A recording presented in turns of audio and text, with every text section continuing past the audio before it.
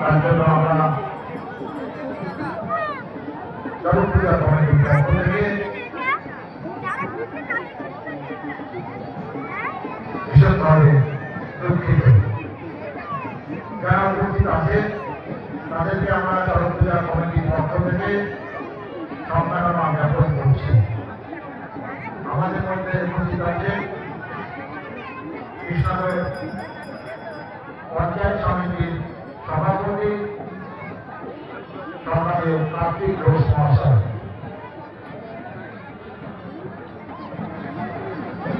আমাদের মধ্যে উপস্থিত আছেন জেলা পরিষদের নির্বাচিত সদস্য সোনালী সাহা মহাশয়া, আমাদের মধ্যে এসে উপস্থিত হয়েছে হাতকান্না গ্রাম পঞ্চায়েতের প্রধান সম্মানীয় রাজু মন্ডল মহাশয়,